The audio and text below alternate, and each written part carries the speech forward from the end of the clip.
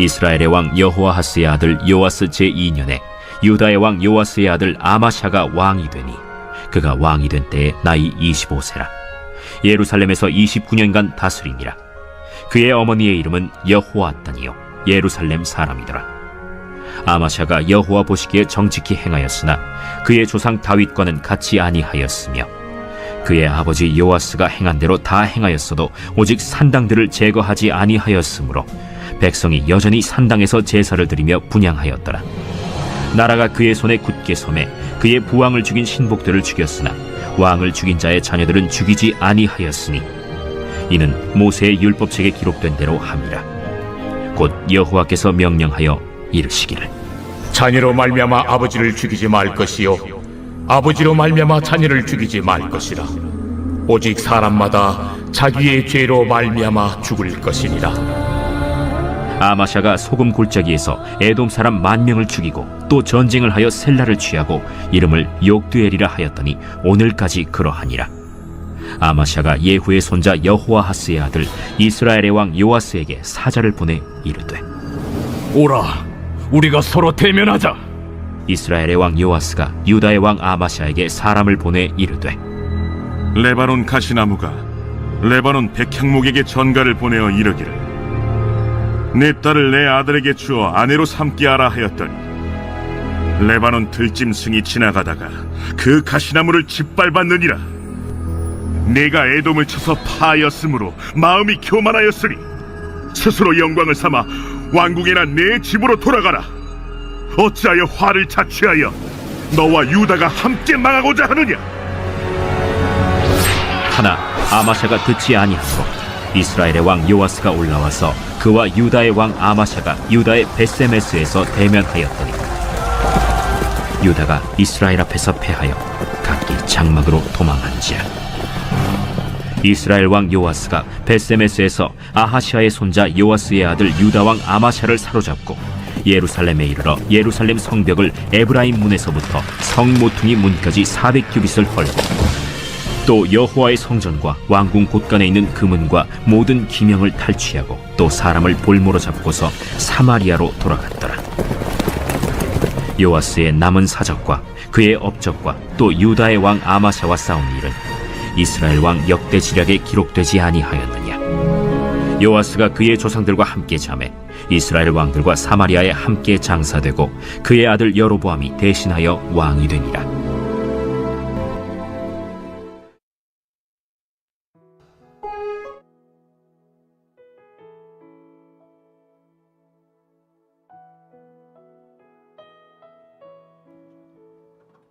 할렐루야. 밴쿠버 온누리교회 주일 예배 오신 여러분을 주님의 이름으로 환영하고 축복합니다. 옆에 계신 분께 한번 이렇게 이야기해 볼까요? 함께 예배 드림이 기쁨 됩니다. 함께 예배 드림이 기쁨 됩니다. 네, 이 시간 다 함께 자리에서 일어나셔서 우리에게 예배를 허락하여 주신 하나님께 감사와 찬양으로 나가시겠습니다.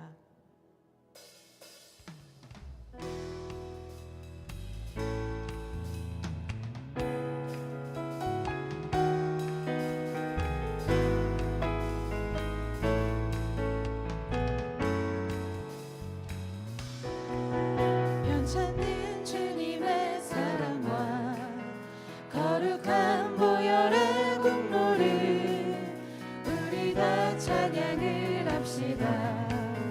주님을 만나볼 때까지 다시 한번 변찮는 주님의 사랑과 변찮는 주님의 사랑과 거룩한 보혈의 공로를 우리 다 찬양을 합시다.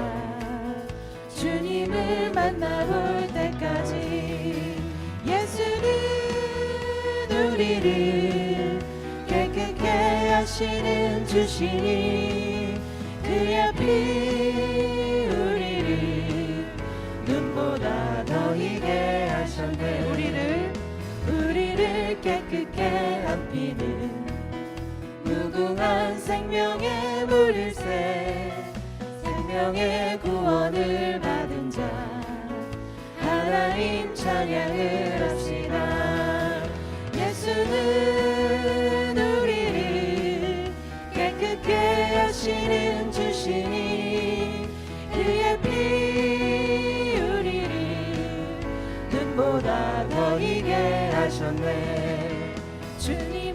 거룩한 보혈을 날마다 입으로 간증해 담대히 싸우며 나가세 천국에 들어갈 때까지 예수는 우리를 깨끗게 하시는 주시니 그의 피 우리를 눈보다 더 이게 하셨네 십자가 단단히 붙잡고 날마다 이기며 나가세 머리에 면류관 쓰고서 주 앞에 찬양할 때까지 예수는 우리를 깨끗게 하시는 주시니 그의 피 우리를 눈보다 더 이게 하셨네 예수는 우리를 깨끗게 하시는 주시니 그의 피 우리를 눈보다 더 이게 하셨네 예수는 우리를 깨끗게 하시는 주시니 그의 피 우리를 눈보다 더 이게 하셨네 아멘. 거룩한 보혈로 우리를 대속하여 주신 그리스도의 은혜와 사랑에 감사하며 계속해서 힘차게 박수 치시면서 찬양하시겠습니다.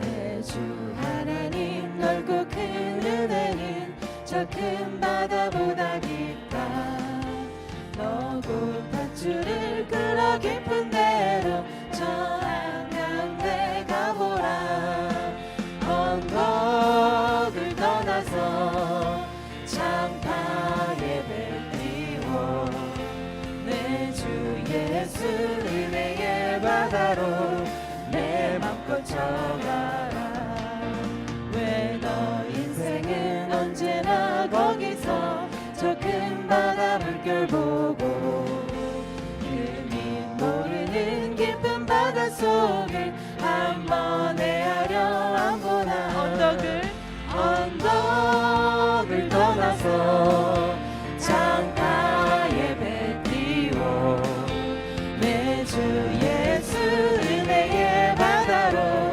내 맘껏 쳐가라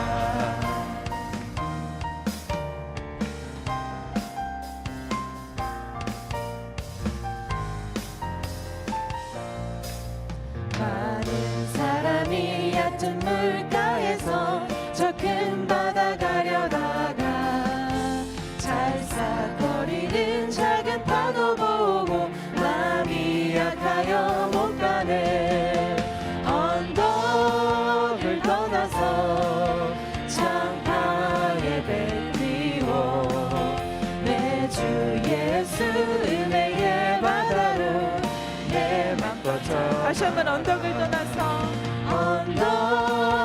떠나서 창파에 뱉리워 내 주 예수 은혜의 바다로 내 맘껏 쳐가라 자곧 가거라 이제 곧 가거라 저 큰 은혜 바다 향해 자곧 내 노를 저 깊은 데로 가라 황망한 바다로 언덕을 떠나서 창파에 뱉리워 내 주 예수 은혜의 바다로 내 맘껏 쳐가 언덕을 떠나서 창파에 뱉리워 내 주 예수 은혜의 바다로 내 맘껏 쳐가라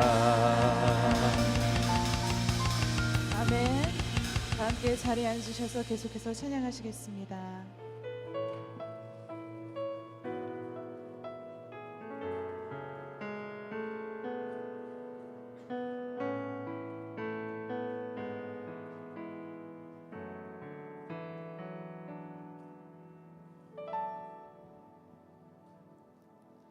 내가 누려왔던 모든 것들이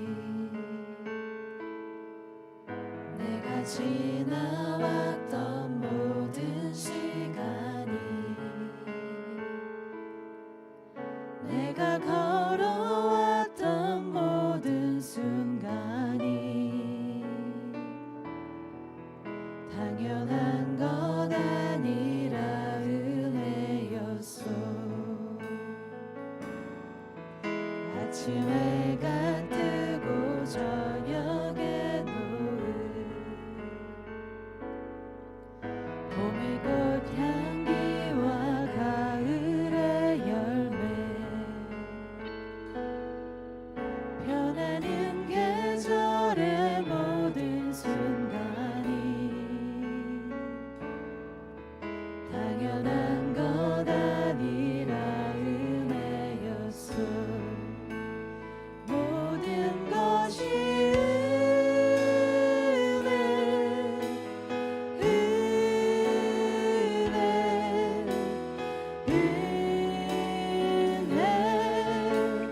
한없는 은혜 내 삶에 당연한 것 하나도 없었던 것은 모든 것이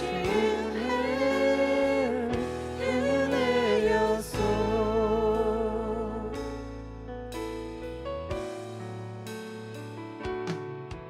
내가 이 땅에 태어나 사는 것 어린아이 시절과 지금까지 숨을 쉬며 살며 꿈을 꾸는 삶 당연한 것 아니라 은혜였소. 내가 하나님의 자녀로 살며 오늘 찬양하고 예배하는 삶 복음을 전할 수 있는 축복이 당연한 것 아니라 은혜였소. 모든 것이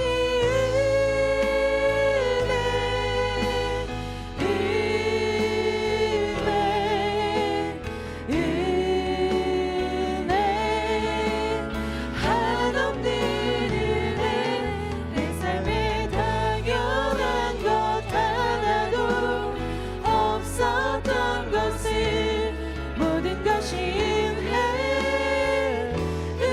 은혜였소. 모든 것이 은혜 한없는 은혜 내 삶에 당연한 것 하나도 없었던 것은 모든 것이 은혜였소. 모든 것이 은혜 모든 것이 은혜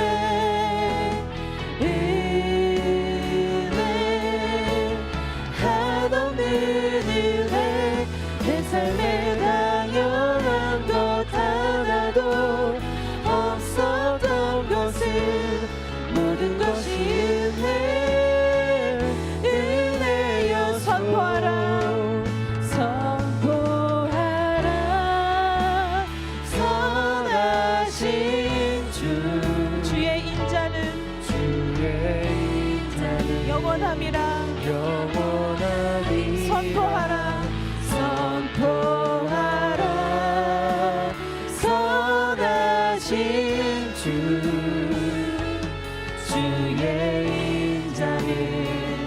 영원함이라 선포하라 선하신 주의 인자는 영원함이라 선포하라 선하신 주의 인자는 영원함이라 선포하라 선하신 주의 인자는 영원함이라 선포하라 선하신 주의 인자는 영원함이라.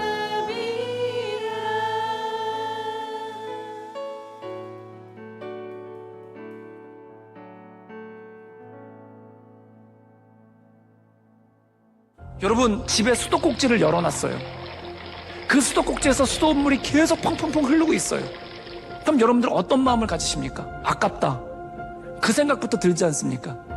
그러니까 그 수도꼭지가 고장나서 물이 계속 흐르고 있으면은 그릇을 갖다가 받아두든지 욕조에 받아두든지 갑자기 안 하던 빨래를 하든지 그 안 하던 설거지를 하든지 갑자기 안 하던 목욕을 하든지 해서 어떻게든 그 물을 쓰려고 하고 그 물을 그냥 흘려보내지 않으려고 했을 거예요. 여러분, 시간도 마찬가지입니다.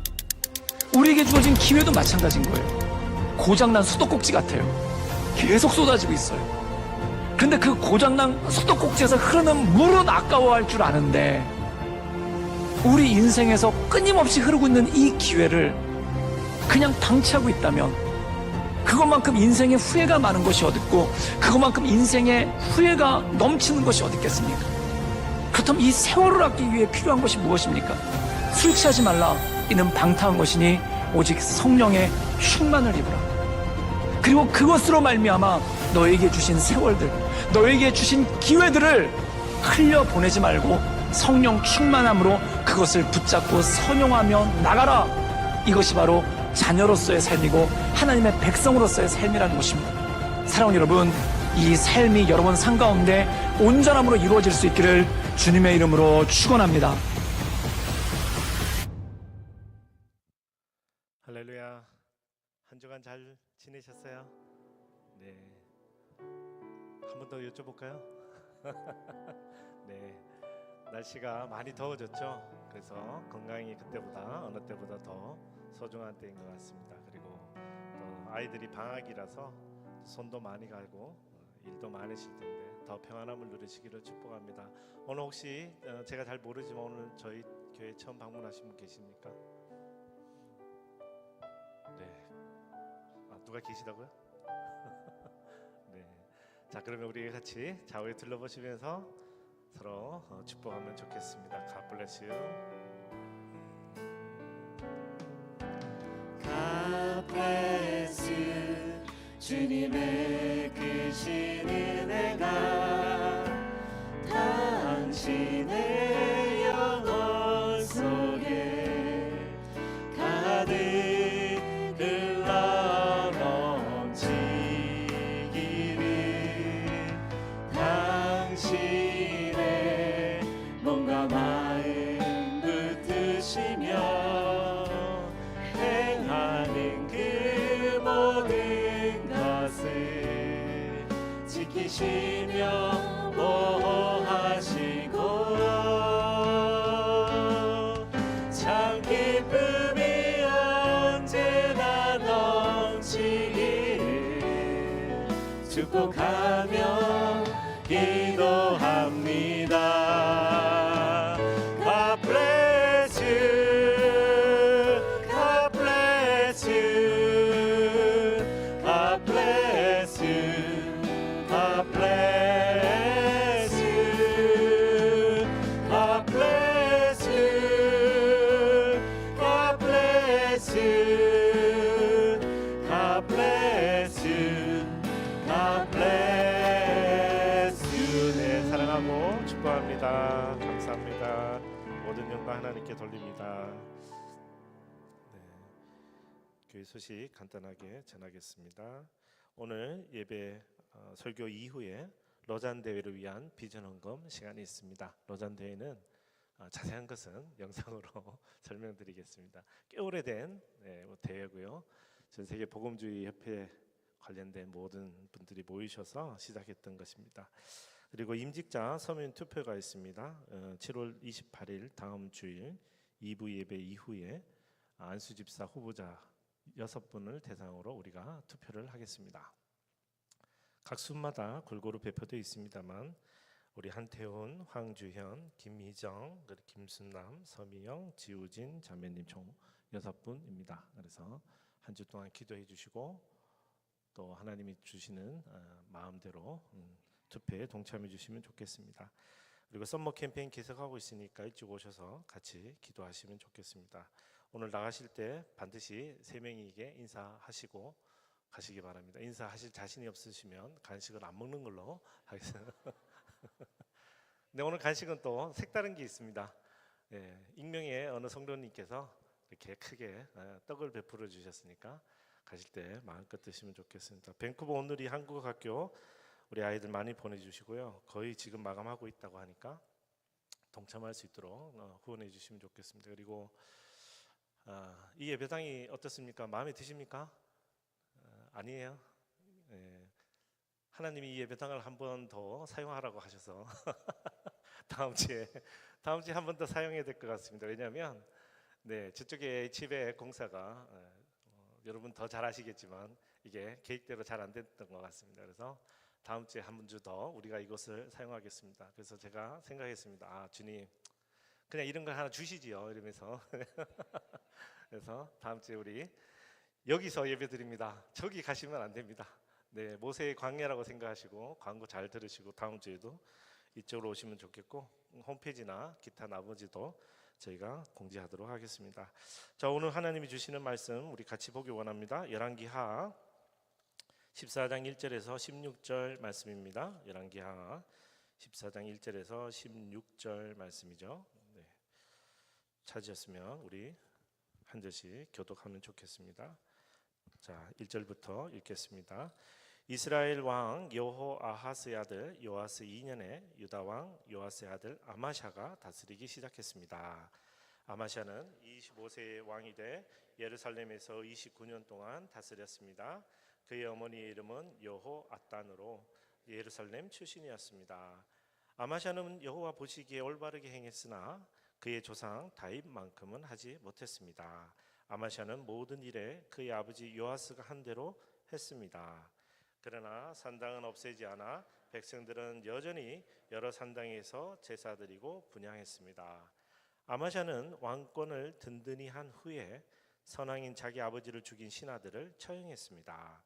그러나 그 신하들의 아들들은 모세의 율법책의 기록에 따라 죽이지 않았습니다.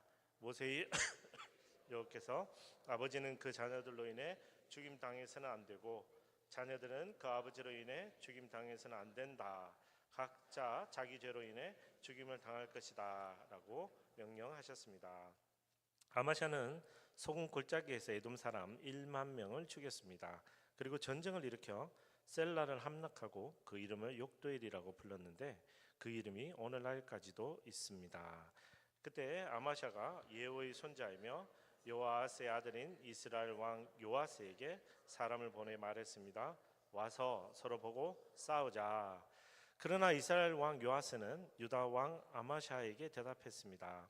레바논의 가시나무가 레바논의 백향목에게 사람을 보내 네 딸을 내 아들에게 주어 결혼하게 하여라 라고 하자 레바논의 들짐승이 지나가면서 그 가시나무를 발로 밟아 버렸다. 네가 에돔을 물리쳤다고 내 마음이 교만하기 짝이었구나. 내 승리를 자랑하되 왕궁에나 머물러 있으라. 왜 사서 문제를 일으키며 너와 유다의 멸망을 자초하느냐. 그러나 아마샤는 듣지 않았습니다. 그리하여 이스라엘 왕 요아스가 유다와 싸우러 나갔습니다. 요아스와 유다 왕 아마샤는 유다의 벳세메스에서 서로 맞닥뜨리게 됐습니다. 유다 사람들은 이스라엘에 패하자 흩어져 각자 자기 집으로 도망갔습니다. 이스라엘 왕 요아스는 아하시아의 손자이며 요아스의 아들인 유다 왕 아마샤를 벳세메스에서 사로잡았습니다. 그리고 나서 요아스는 예루살렘으로 가서 예루살렘 성벽에 에브라임 문에서부터 모퉁이 문까지 400규빗을 무너뜨렸습니다. 요아스는 여호와의 성전과 왕궁 창고에 있던 모든 금과 은과 모든 기물들을 가져갔습니다. 또 사람들을 인질로 사로잡아 사마리아로 데려갔습니다. 요아스의 다른 모든 일과 요아스의 업적과 그가 유다 왕 아마샤와 싸운 일은 이스라엘 왕들의 역대기에 기록되어 있습니다. 요아스는 자기 조상들과 함께 잠들고 이스라엘 왕들과 함께 사마리아에 묻혔습니다. 그리고 그의 아들 여로보암이 뒤를 이어 왕이 됐습니다. 아멘. 구약 중에서도 역사서라고 얘기하면 열왕기상, 사무엘상하 그리고 또 역대기가 있을 것 같은데요. 이 역사서를 읽을 때는 보물찾기 하는 심정으로 읽으셔야 더 흥미진진하고 이야기가 재밌습니다. 물론 남의 이야기니까 3000년 전의 이야기니까 그렇게 객관화해서 보는 것도 필요하지만 분명히 하나님께서 그 오래전에 우리가 행한 일과 하나님이 일어나는 기적들을 지금 이 시대를 살아가는 우리에게도 하실 말씀이 있으셔서 오늘 우리에게 말씀을 주시는 거고 또 우리도 오늘 그 말씀을 듣기 위해서 모여있는 거죠. 그래서 이 역사서 특히 열왕기 상하를 읽으실 때는 하나님이 어떤 보물을 숨겨 놓으셨을까? 오늘은 이 보물을 내가 어떻게 캐고 또 내가 간직하고 내가 사용할 것인가? 이것이 우리 구약의 이 특별히 열왕기 상하를 읽는 우리의 마음이라고 제가 말씀드리고 싶습니다. 먼저 기도하겠습니다. 사랑의 하나님, 오늘도 하나님이 주시는 말씀을 우리가 함께 묵상하기 원합니다. 하나님 참 좋으신 분임을 우리로 하여금 알게 하여 주시옵소서. 우리는 얼마나 연약한 존재인지 또 한번 깨닫게 하시고 하나님 아버지 없이는 이 세상을 단 한순간도 살아갈 수 없다는 은혜의 고백이 우리의 고백이 될 수 있도록 인도하여 주시옵소서. 감사하고 예수 그리스도 이름으로 기도드립니다. 아멘. 자, 우리 오늘 본문에 앞서서요 제가 사진을 하나 보여드리겠습니다. 자, 제가 캐나다 와서 제일 신기하게 생각했던 게 한여름인데 눈 덮인 산을 보는 겁니다. 여기 더 보이죠? 문 열고 나가면 바로 보입니다. 그래서 물론 학교 다닐 때 지구과학 이런 거 다 배웠지만 그래도 신기한 건 어쩔 수 없더라고요. 전 세계에서 가장 높은 산들이 모여 있는 곳이 이 사진이라고 하는데 여러분 혹시 이 산 이름 혹시 아시겠습니까? 네, 에베레스트산. 이 에베레스트 산은 해발 8,848.86m, 전 세계에서 가장 높은 산이라고 합니다. 그리고 이 에베레스트 산이 위치한 산맥을 우리는 히말라야 산맥이라고 합니다. 전 세계에 해발 8,000m를 넘는 산이 14개가 공식적으로 있다고 합니다. 자, 그 중에서 이 에베레스트 산은 가장 높은 산입니다. 자, 그래서 매년이 아니고 이제는 매일 많은 사람들이 저 산을 등반하기 위해서 열심히 노력하고 자기의 목숨을 아끼지 않습니다. 우리나라에도 이 히말라야 등정으로 굉장히 유명한 분이 한 분 계십니다. 여러분이 들어보셨겠지만 산악인 엄홍길 씨라고 합니다. 그는 2007년에 세계 최초로 히말라야 16자, 그러니까 공식적인 14개 더하기 2개를 포함해서 16개의 봉을 완등했다는 타이틀을 얻었습니다. 그래서 이분은 우리보다 해외에서도 유명하신 분이고 산악인이라면 모든 사람이 존경하는 훌륭한 분입니다. 그분이 얼마 전 5월에 무려 17년 만에, 그것도 나이가 이제 62이 넘었다고 알고 있습니다. 다시 팀을 꾸려서 히말라야 미답봉인, 그러니까 아무도 정복하지 못했던 해발 6,590m 주갈 히말라야 피크라고 합니다. 예, 정상에 등반했다는 소식을 제가 들었습니다. 17년 동안 산을 타지 않았던 사람, 물론 뭐 다른 근처에 일은 했겠지만, 그리고 나이가 60이 넘었기 때문에 이제 누가 봐도 노쇠한 것처럼 보일 수 있는 이분이 히말라야 산을 또 올랐다는 소식을 듣고 제가 깜짝 놀랐습니다. 저는 산에만 오르면 물에 젖은 솜입니다. 그래서 푹푹 가라앉습니다. 제가 제일 회사에서 싫어하는 상사님이 매일 주일 일요일 아침에 어디 북한산 아래에서 만나자, 이런 상사가 제가 제일 싫습니다. 여러분 그런 상사 되지 마십시오. 등산이 싫다는데 왜 그렇게 강요합니까? 근데 하여튼 제가 그렇게 싫어하지만 이분은 이렇게 훌륭한 등반을 했다라고 하더라고요. 그래서 제가 그 기사를 읽고 되게 감탄했었는데, 사실 오늘 본문 묵상하면서 그분의 인터뷰 중에서 그분의 수많은 성공, 우리가 알려진 전 세계 최고의 산악인이라고 이야기하는 이분의 뒤에 숨겨진 이야기들을 제가 묵상하지 않을 수가 없었습니다. 자, 그는 16자 16개의 봉을 완등했다는 전 세계 최초의 타이틀을 얻기까지 무려 38번의 실패를 합니다. 1998년부터 2007년까지 38번을 도전해서 그 중에 22번은 정상에 닿기 바로 직전에 다 발을 돌렸습니다. 그리고 사랑하는 동료들도 눈앞에 잃었고요. 본인 역시 죽을 고비를 수차례 넘기며 손은 물론이고 발, 모든 몸에 상처를 입고 많은 실패 끝에 16번이라는 성공을 했습니다. 지난 5월에도 이 기사에는 성공한 것만 나왔는데 실은 나중에 읽어보니까 바로 정상을 200m 앞에 두고 한 번 실패했습니다. 그래서 내려왔다가 며칠 후에 또다시 그 먼 길을 올라가서 마침내 정상에 올랐습니다. 자, 이처럼 많은 실패를 딛고 성공한 이 히말라야 세계 최초의 타이틀을 가진 이 어몽기 씨에게 어떤 분이 인터뷰를 하면서 이렇게 물었습니다. 선생님의 성공 비결은 무엇입니까? 선생님의 성공 비결은 무엇입니까? 뭐 여러 가지 우리가 예상할 수 있잖아요. 뭐 평소에 열심히 운동했습니다. 뭐 신이 도왔습니다. 뭐 여러 가지 얘기할 수 있는데 이분의 답변은 뭐였냐면 살아남았기 때문에 가능했다라고 했습니다. 살아남았기 때문에 가능했다. 그래서 제가 이 답변이 사실 잘 이해가 안 됐습니다. 살아남았기 때문에 가능했다. 어떻게 이런 답변을 했을까? 근데 또 얼마 전에 제가 어떤 책을 읽었습니다. 이 책은 퀴트이라는 애니 듀크라는 굉장히 유명한 분이 쓴 책인데, 이거는 이제 우리 성경적인 책은 아닙니다만 나름 괜찮습니다. 굉장히 파지티브한 책이고요. 자, 이 책에 이런 문구가 있습니다. 에베레스트 산에 올라갈 때보다 내려갈 때 사망자 수가 8배가 더 많다. 정상을 향해 계속 가려는 욕망을 포기하기 위해서는 돌아갈 순간을 제때 제대로 결정해야 한다. 그만둘 상황에 직면하기 전에 내가 언제 그만둘지 미리 결정을 내려야 하는 것이다 라고 적혀 있습니다. 그래서 이 문구를 가지고 어몽기 씨의 성공 방정식을 제가 제 나름대로 해석하면 이런 겁니다. 정상이 눈앞에 있어도 저기 올라갔다가 내려오는 것이 죽을 것 같다면 포기하는 거죠. 그만두는 겁니다. 그만두고 내려오는 겁니다. 그렇게 살아남아야 그 다음을 기약할 수 있는 거죠. 그래서 제가 이 성공 방식에다가 겸손이라는 이름을 좀 붙여봤어요. 겸손. 우리 겸손이 뭡니까? 세상 사람들 뭐 국어사전 찾아봐도 겸손, 교만 나옵니다. 자, 그러나 어몽기 씨 사례나 이 책이나 그리고 최근에 유행하고 있는 이런 일시적 멈춤 혹은 뭐 그만둠, 이런 이제 유행어의 모든 그 주된 테마가 뭐냐면 겸손입니다. 겸손. 내가 그만둘 때를 아는 것이죠. 내가 설 때를 아는 것이고 나의 한계를 인정하는 것이라고 이야기합니다.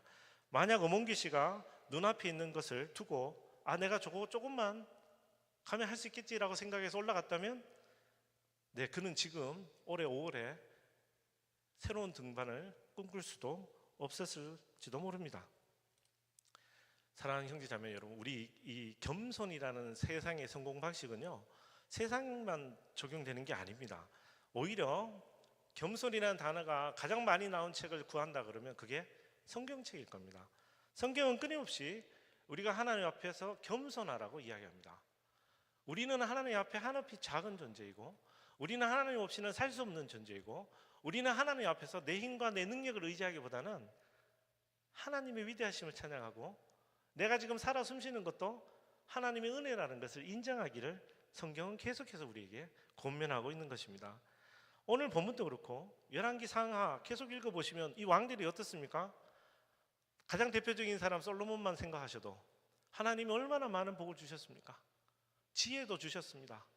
그러나 그의 마지막은 겸손하지 못한 자의 결말이었습니다. 오늘 본문도 역시 그의 후손 중인 아마샤, 이 아마샤는 처음에 하나님이 계속 도우심을 입에 그 은혜에 힘입어 성장하였으나 마지막은 우리가 예상하는 그런 결말입니다. 자, 그러면 본문으로 들어가서 우리 1절부터 6절까지만 한 번 더 먼저 읽고 우리 말씀 나누겠습니다. 1절 6절 읽겠습니다. 시작.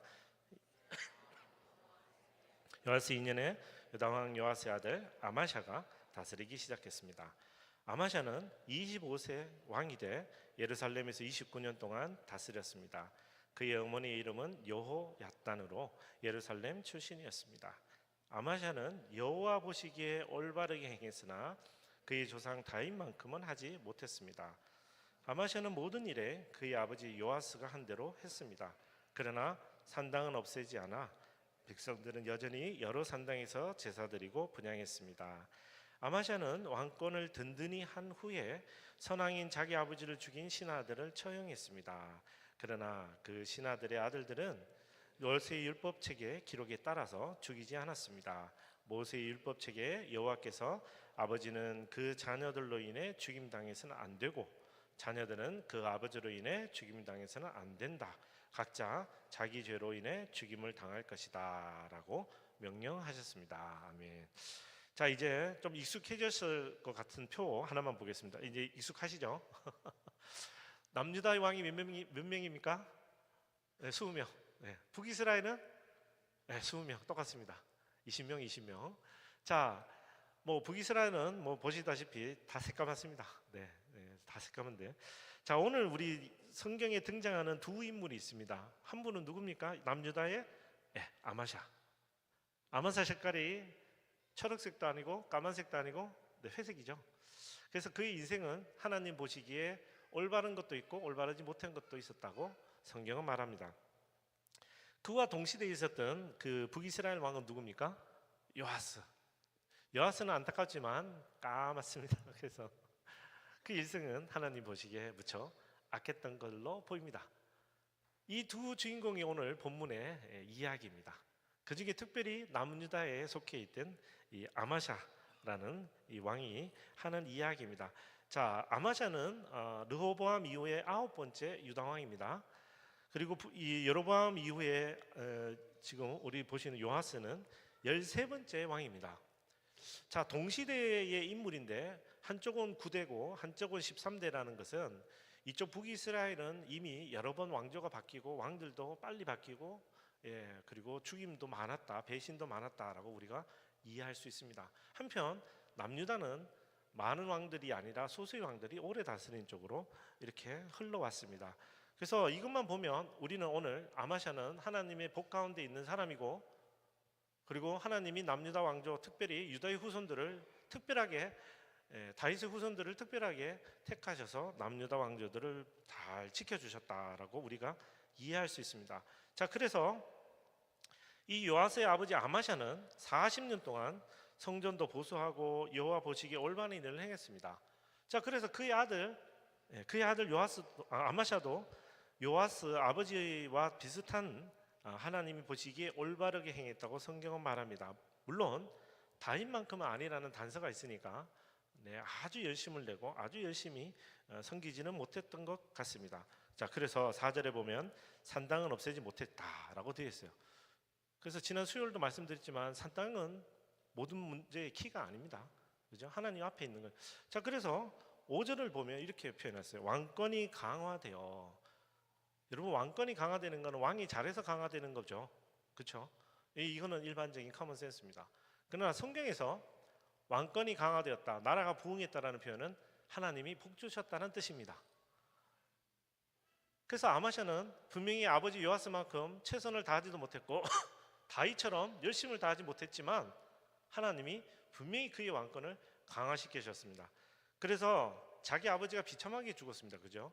그 아버지를 죽인 신하들도 처형할 수 있었고, 또 신하들을 처형함에 있어서 감정에 휩싸이지 않고 율법에 따라서 차근차근하게 그렇게 했다고 이야기합니다. 자, 여기까지는 이상한 부분이 없습니다. 이것까지만 봐도 저보다도 훨씬 더 훌륭한 것처럼 느껴집니다. 자, 그럼 우리 14장 7절 말씀만 한번 읽어볼까요? 14장 7절 시작. 아마샤는 소금 골짜기에서 에돔 사람 1만 명을 죽였습니다. 그리고 전쟁을 일으켜 셀라를 함락하고 그 이름을 욕되리라 불렀는데 그 이름이 오늘날까지도 있습니다. 자, 이 장면은 왕권이 강화되었다는 장면에 더한 이야기입니다. 더 좋은 이야기입니다. 왜냐하면 그의 아버지가 나름대로 열심히 40년 동안 나라를 다스렸지만 그의 아버지 시대에 무슨 일이 있었느냐. 우리 열왕기하 12장 18절 말씀 먼저 한번 앞으로 가서 읽고 올까요? 12장 18절 시작. 자, 그러자 유다왕 요아스는 자기 조상인 유다왕 여호사밧과 여호람과 아하시아가 바친 모든 신성한 물건들과 요아스 자신이 바친 예물들과 여호와 성전의 창과 왕궁에 있던 모든 금을 챙겨 아람 왕 하사엘에게 보냈습니다. 그러자 그가 예루살렘에서 물러갔습니다. 아멘. 우리 지도를 잠깐 보겠습니다. 이 지도도 여러분 이제 익숙하실 것 같은데요. 자, 저쪽 우리가 보는 시점으로 오른쪽 위에 시리아에서 계속해서 북이스라엘과 그리고 남유다를 이제 괴롭힙니다. 자, 그렇게 해서 침공했을 때 이 남유다의 아버지 시절 때, 지금 아마샤의 아버지 요아스입니다. 요아스의 시대 때 시리아의 침공을 받고 성전의 모든 기물을 내어줬습니다. 그러니까 약탈당한 거죠. 자, 그런데 그렇게 왕권이 약했던 그리고 국력이 약했던 이 아마샤가 유다 왕조가 어디를 칩니까? 이번에는 에돔을 칩니다. 에돔은 오른쪽 밑에 있습니다. 여러분, 지도상에 에돔이 작으니까 그냥 작은 나라구나라고 생각하시면 안 됩니다. 성경에서는 조금 다르게 에돔을 묘사하는데요. 열왕기상 11장 14절 말씀 우리 읽어볼까요? 시작. 그러고 나서 여호와께서 솔로몬의 적을 일으키시는데 그는 에돔 사람 하닷으로 에돔 왕가의 자손이었습니다. 솔로몬이 말년에 하나님을 벗어나니까 하나님이 대적을 세우십니다. 솔로몬에게. 여러분, 솔로몬이 있던 당시에 이 남유다 북이스라엘, 그러니까 한 나라가 얼마나 강대한 국가입니까? 근데 하나님이 대적을 세우시는데 누구를요? 에돔을 세우시는 거예요. 그 에돔은 하나님이 세우신 이스라엘의 대적이었습니다. 그러니까 그냥 막 아무렇게나 우리가 흔히 얘기하는 약소국가 이런 거 아닙니다. 나름대로 강력한 왕권과 그리고 군권을 갖고 있었습니다. 자, 그 에돔하고 이제 아마샤가 싸웠는데 크게 이겼습니다. 아주 크게. 그랬더니 이 아마샤가 어떻습니까? 자, 엄청난 성취감과 동시에 자신감을 얻었죠. 이미 아버지를 배역했던 반역자들 다 처단했죠. 내정을 안진시켰습니다. 외부의 위협 세력이었던 에돔도 정복했습니다. 외교 관계에서도 자신의 힘을 얻었습니다. 표현했습니다. 자, 그러자 이제 유다왕 아마샤가 엉뚱한 곳으로 눈을 돌립니다. 어디로 돌립니까? 네, 북이스라엘로 돌립니다. 자, 먼저 말씀드릴 게 있는데 여러분, 남유다는 몇 지파입니까? 2지파. 북이스라엘은 10지파. 여러분, 10지파가 2지파하고 붙으면 누가 이깁니까? 상식적인 거죠. 10지파가 훨씬 더 군인도 많고 뭐 창도 훨씬 많을 거고 용감한 장수들도 훨씬 많을 겁니다. 자, 그 북이스라엘 향해 이 아마샤가 눈을 돌리면서 8절과 14절 같이 이렇게 이야기합니다. 우리 8절만 읽을까요? 8절 한번 읽겠습니다. 시작. 그때 아마샤가 예후의 손자이며 요아스의 아들인 이스라엘 왕 요아스에게 사람을 보내 말했습니다. 와서 서로 보고 싸우자. 성경은 이렇게 젠틀하게 적었지만 실은 이거죠. 우리 한판 붙어볼까? 그래서 나 지금 너랑 붙어도 이길 자신이 있는데? 라고 아마샤가 북이스라엘 왕에게 이야기하는 겁니다. 자, 그러자 10절 말씀을 읽어볼까요? 우리 10절 읽겠습니다. 시작. 네가 에돔을 물리쳤다고 내 마음이 교만하기 짝이었구나. 내 승리를 자랑하되 왕궁에나 머물러 있어라. 왜 사서 문제를 일으키며 너와 유대의 멸망을 자초하느냐. 아멘. 사실 오늘 본문의 주제 성경 구절이기도 합니다.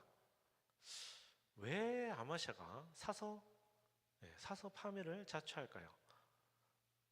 북이스라엘 왕이 뭐라고 얘기합니까? 너 교만한 거다. 너 주제를 알아라. 소크라테스가 그죠? 너 주제를 알아라.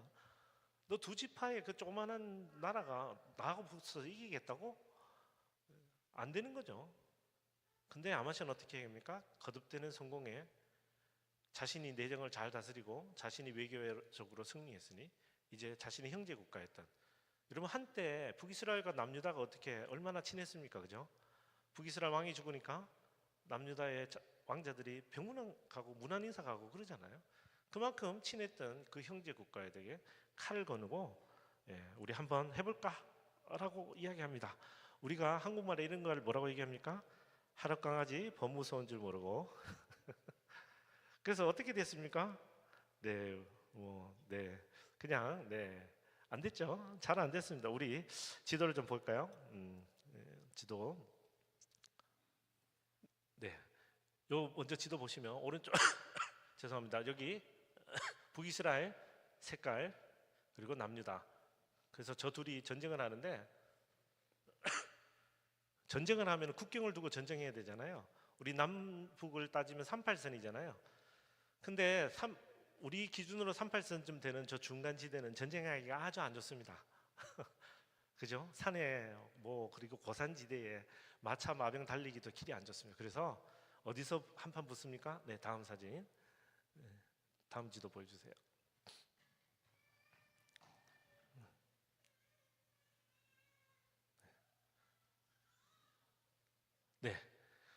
저 블레셋 쪽에서 올라오는 길, 그래서 베세메스라는 곳에서 전쟁을 합니다.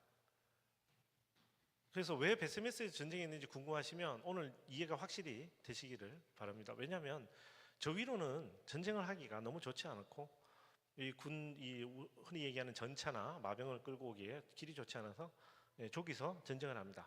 자, 저기서 전쟁을 했는데 어떻게 됐습니까? 졌죠. 처참하게 패했을 겁니다. 그래서 어떻게 합니까? 군인을 밀고 올라갑니다. 어디까지 올라갑니까? 수도인 예루살렘으로 올라갑니다.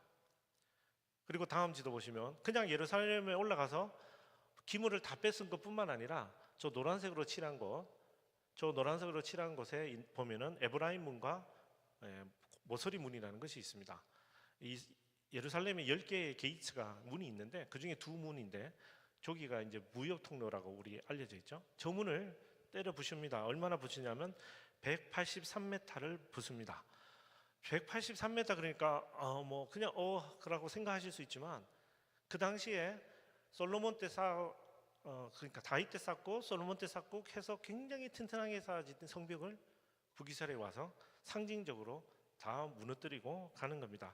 그리고 나서 어떻게 합니까? 14절 여호와의 성전과 왕궁 창고에 있던 모든 금과 은과 모든 기물들, 자기 아버지는 하사엘에게 뺏겼죠. 아람 왕에게. 자신은 누구에게 뺏깁니까?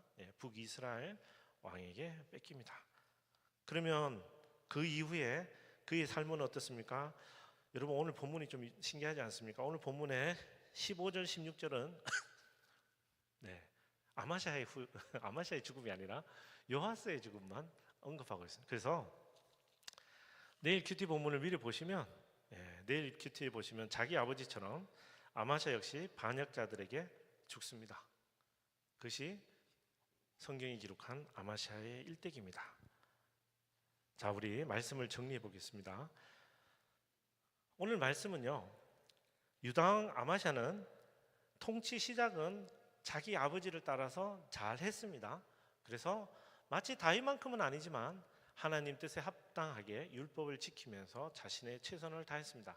자, 그래서 아주 국내 통치가 아주 튼튼해졌고 해외적으로도 특히 외교 관계적으로도 이제 자리를 잡았습니다. 자, 그러자 그가 어떻게 합니까? 이 모든 일들을 자신이 이룬 것으로 착각하고, 그래서 북이스라엘 왕은 그것을 교만이라고 오늘 말했는데, 교만하게 하나님의 은혜를 잊고 그리고 결국은 마지막은 굉장히 비참하게 인생이 마감한다라고 정리된 내용입니다. 자, 이 말씀을 오늘 정리하면 사실 아까 읽었던 그 말씀인데요. 교만한 자의 마지막은 멸망입니다. 교만한 자의 마지막은 멸망입니다. 여러분 이거는요 굉장히 보편적인 진리입니다. 성경만 이렇게 주장하지 않습니다. 그죠?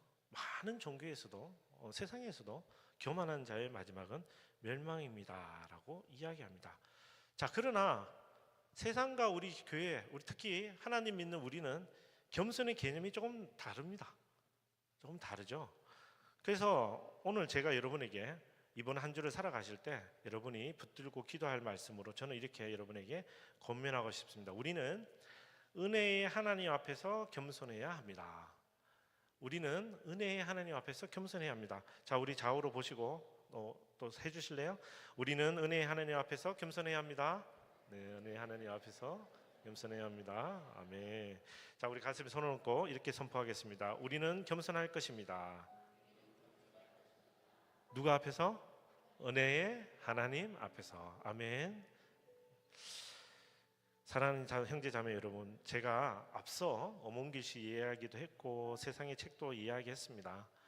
세상 사람들도 자신의 기준을 명확하게 알고 자신의 발걸음을 멈출 때, 나아갈 때를 구별하는 사람을 겸손한 자라고 이야기하고, 그 겸손한 자가 성공한 자라고 요즘 이야기합니다. 최근에 여러분 모든 책이나 유명한 이 강좌의 트렌드가 그렇습니다. 이 겸손. 저는 왜 세상에 요즘 겸손을 얘기하는지는 사실 잘 모르겠어요. 많은 학자들이, 사회학자들이 코비드 이후에 이 전 세계적인 패러다임 변경이 됐잖아요. 그래서 그것 때문에 라고 이야기하지만 저는 조금 다르게 생각합니다. 하나님이 이때에, 우리 때에 우리에게 말씀하시는 것이 아닐까. 아마샤에게도 말씀하셨고, 그 위에 요아스에게도 얘기하셨고, 그 위에 많은 이스라엘 왕들, 유다 왕들에게 하나님이 끊임없이 얘기하시죠. 내가 너와 함께한다. 내가 너와 함께한다. 그러니 나와 함께하자라고 이야기하시는데 어떻게 합니까? 다 자기 잘난 맛에 삽니다. 자기가 잘한 줄 알고요. 자기가 열심히 해서 성공한 줄 압니다. 성경은 그러나 그렇게 이야기하지 않습니다. 그래서 제가 마지막으로 성경에 이 겸손이 무엇인지를 가장 잘 이야기해주는 왕이 한 명 있습니다. 남유다 왕인데요. 제가 이 사람을 소개하고 싶은데 먼저 표를 보겠습니다. 자, 표를 보시면 남유다 북이스라엘 표. 네. 저기 보시면 여러분이 잘 아는 왕 아합 아시죠? 이보다 더 악한 왕이 없었다라고 이야기합니다. 자, 그 아합에 못지않은 악한 왕이 남유다에 한 명 있습니다. 므낫세입니다. 천국 가시면 꼭 찾아서 만나서 물어보십시오. 므낫세.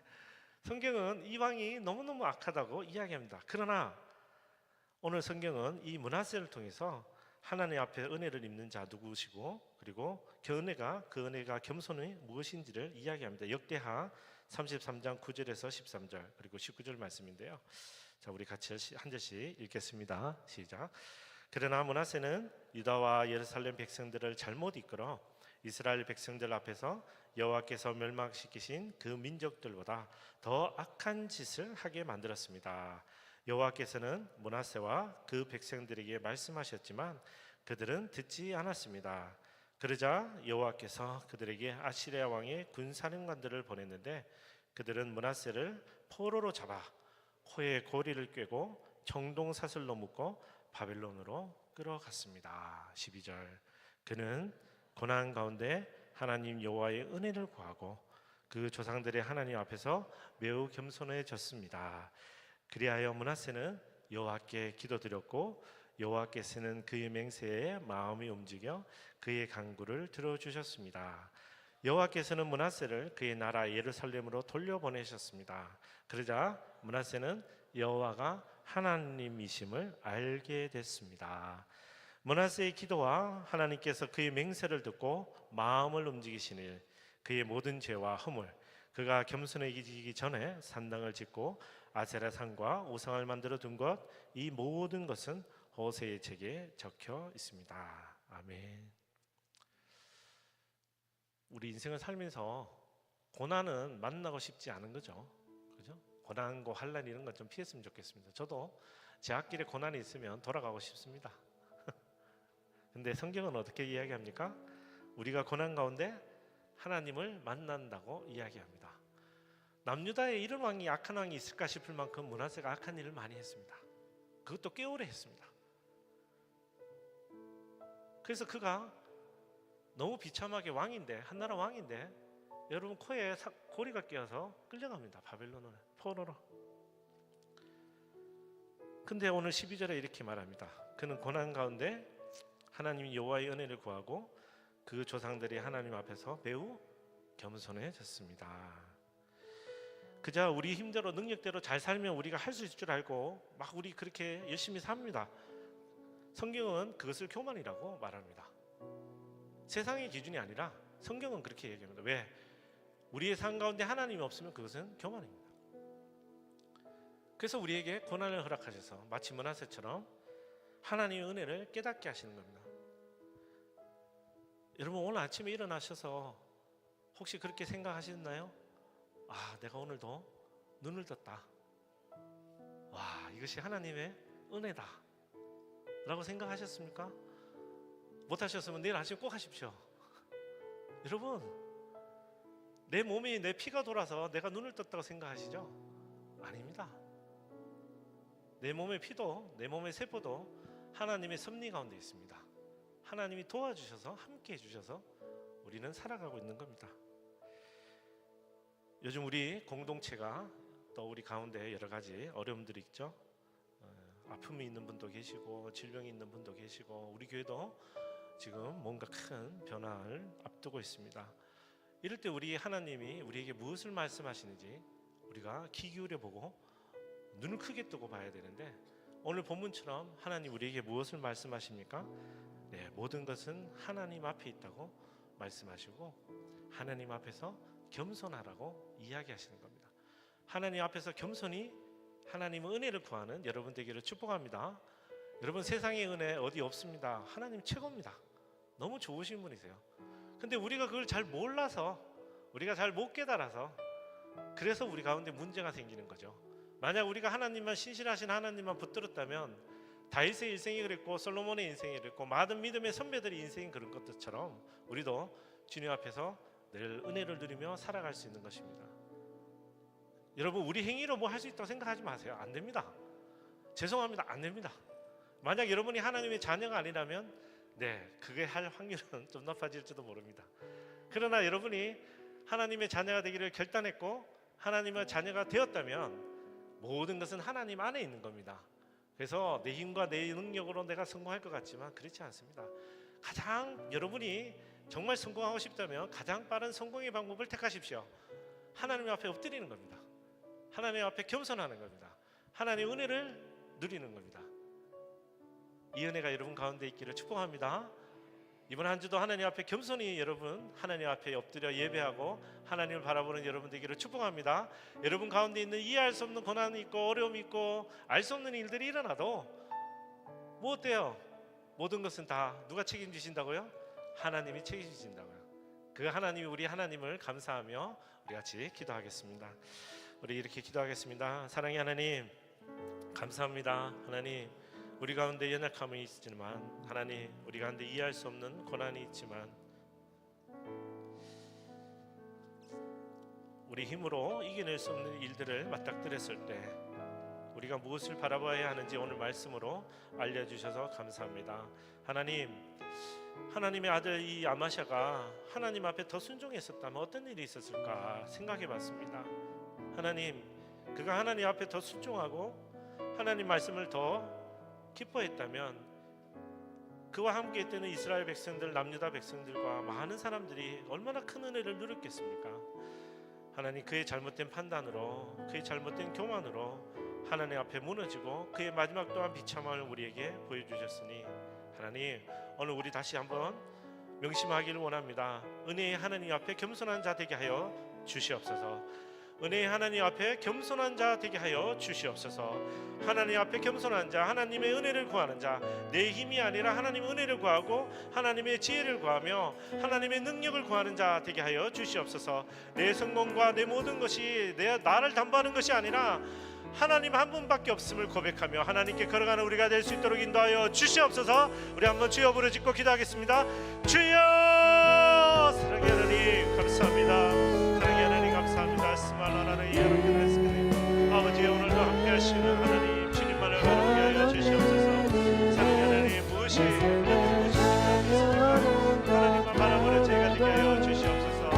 하나님만 찬양하는 저희가 되게 하여 주시옵소서. 하나님 앞에 서게 하여 주시옵소서. 하나님, 겸손히 주님 앞에 걸어가게 하여 주시옵소서. 겸손한 집사님 되게 하시고 겸손한 성도님 되게 하시고 겸손한 순장님 되게 하여 주시고 겸손한 아버지 되게 하시고 겸손한 부모님 되게 하시고 겸손한 하나님의 자녀들 되게 하여 주시옵소서. 하나님,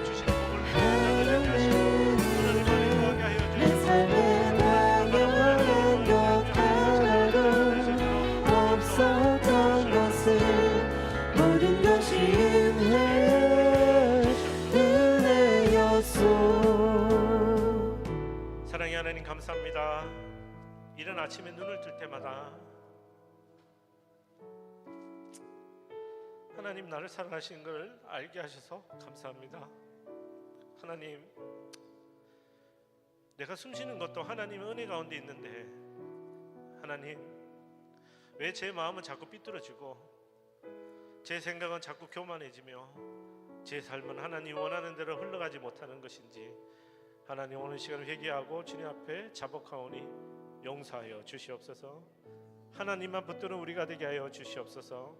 우리 사랑하는 밴쿠버 온누리교회 형제 자매들이 하나님의 위대하심을 찬양하며 주님 앞에 겸손히 무릎 꿇는 자 되게 하여 주시옵소서.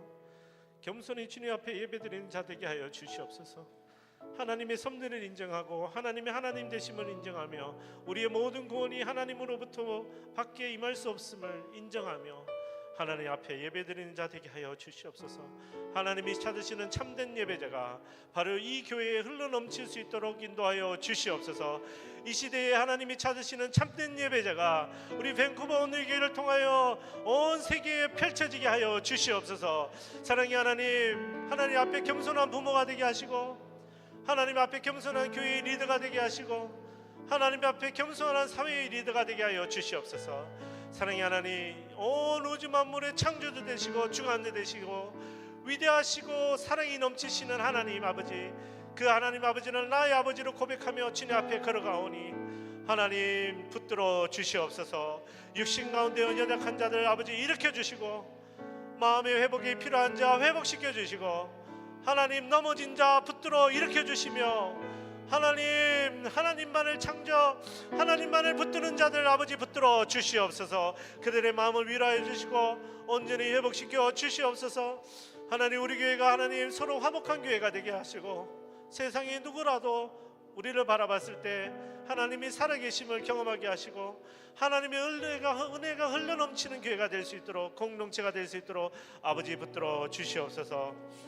하나님, 많은 믿음의 선배들이 주님 앞에 겸손함으로 복을 누렸습니다. 하나님, 우리 역시 겸손함으로 주님 앞에 나아가 들어오면서도 복을 누리게 하시고 나가면서도 복을 누리게 하시고 내가 가진 모든 것이 복되게 하시며 내가 하는 말하는 모든 것들이 복의 말이 되게 하시고 하나님의 복된 자녀들 될 수 있도록 인도하여 주시옵소서. 하나님의 은혜가 흘러넘치는 것이 되게 하시고 하나님의 은혜만 사모하는 자들 되게 하여 주시옵소서. 오늘도 이 시간도 주님 앞에 예배자로 기도하오니 주님, 우리 예배에 아버지 응답하여 주시고 하늘 문을 여사 하나님의 놀라신 은혜를 베풀어 주시며 주의 크신 사랑만 사모하는 저희가 될 수 있도록 인도하여 주시옵소서. 감사하고 예수 그리스도의 이름으로 기도드립니다. 아멘. 우리 봉헌에 앞서서 로잔 대회 영상 먼저 보겠습니다.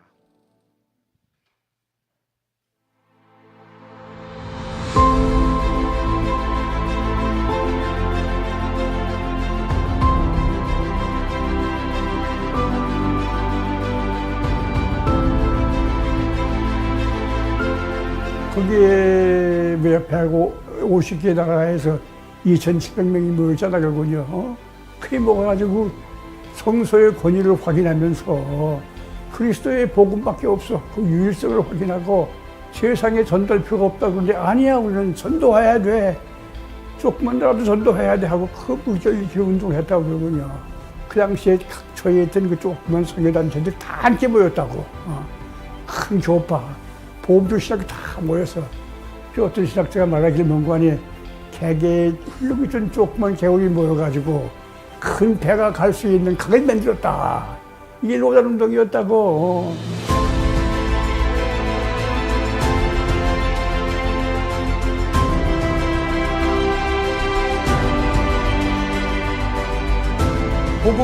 복음을 전하는 것과 사회적 관심을 갖는 게 다 하나다. 예. 그러면서 복음주의자들이 이 두 가지 일을 다 해야 되는구나. 그래서 복음주의 교회가 확산되어지는 그런 결정적인 계기를 마련했거든요. 그리고 그것이 세계교회에 영향을 주고 있고 지금까지 그래서 그 운동이 계속 유지되고 있습니다.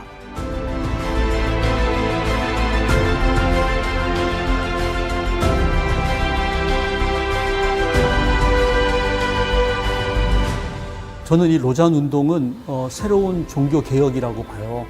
자기의 그 일터, 가정과 직장과 그리고 이 사회 깊숙이 정말 보냄받은 하나님의 그 보내심의 뜻을 이루어 드리는 것이 하나님이 우리를 이 땅에 보내신 선교적 삶이다. 이것이 저는 로잔 정신이 아닌가 이런 생각을 했습니다.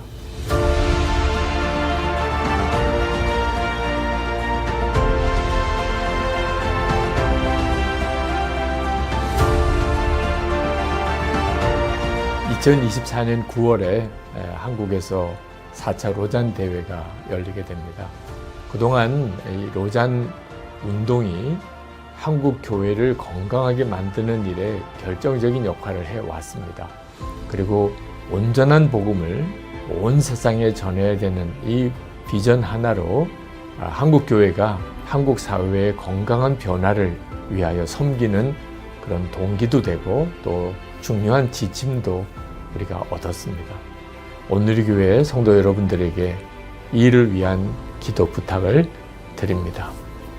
로잔 운동은 세계 복음화를 위한 복음주의 선교 네트워크입니다.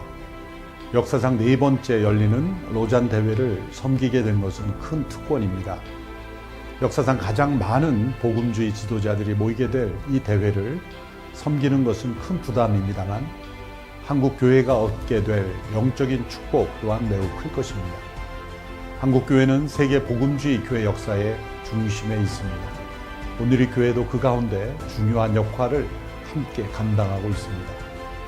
다양한 영역에서 한국 교회를 깨우며 이 대회를 준비하고 있습니다.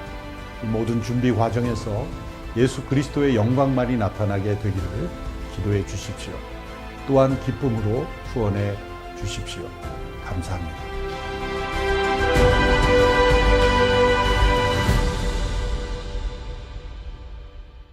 네, 다 함께 일어서서 봉헌 찬양 드리겠습니다.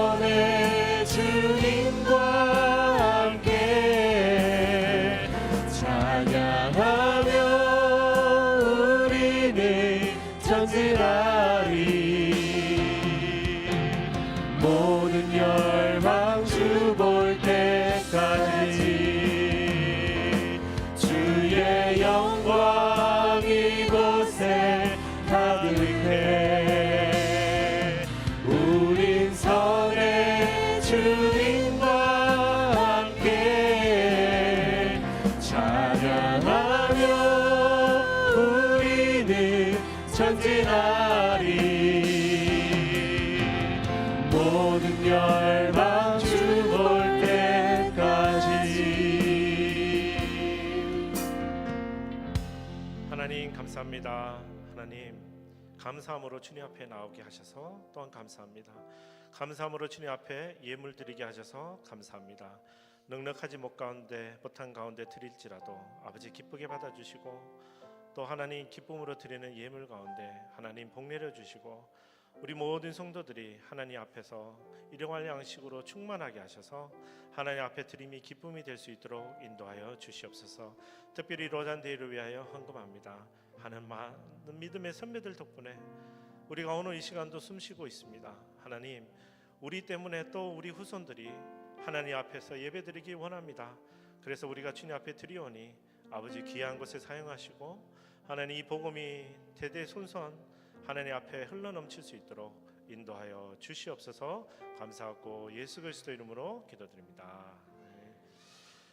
지금은 우리 주 예수 그리스도의 은혜와 하나님 아버지 크신 사랑과 성령 하나님의 감화 감동 교통하심이 겸손히 주님 앞에 나아가 그 은혜를 구하며 날마다 그 은혜 가운데 하나님의 사랑을 깨닫고 경험하고 그리고 하나님의 위대하심을 찬양하며 노래하며 하나님이 찾으시는 예배자 되기를 소망하는 우리 밴쿠버 온누리교회 모든 성도들 위해 선교사님들 위해 그리고 이 나라 주의 백성들 위해 지금부터 영원토록 함께 있을지어다. 아멘.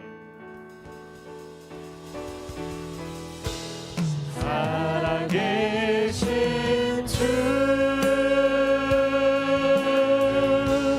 나의 참된 소망 걱정 근심 전혀 없네. 사랑의 주내 갈 길이 너하니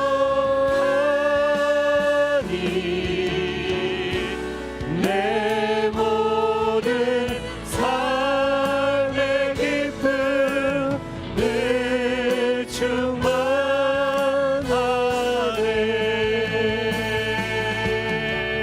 아멘. 할렐루야.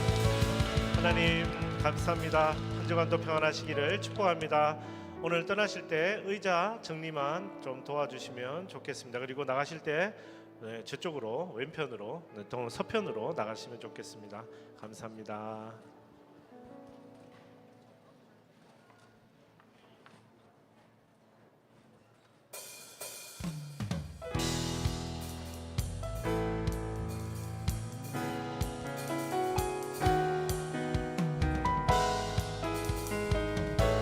의자는 양쪽 준비되어 있는 카트 위에 올려주시면 감사하시겠습니다.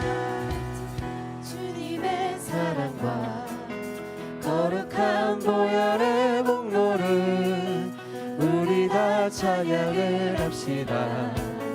주님을 만나볼 때까지 변찮는 주님의 사랑과 거룩한 보혈의 공로를 우리 다 찬양을 합시다. 주님을 만나볼 때까지 예수는 우리를 깨끗게 하시는 주시니 그의 피 우리를 눈보다 더 희게 하셨네. 우리를 깨끗게 함기는 무궁한 생명의 우리세 생명의 구원을 받은 자 하나님 찬양을 합시다. 예수는 우리를 깨끗게 하시는 주시니 그의 피 우리를 눈보다 더 희게 하셨네. 예수는 우리를 깨끗게 하시는 주시니 그의 피 우리를 눈보다 더 희게 하셨네. 광고해 드린 대로 각 순장님들 남아서 의자 오디오토리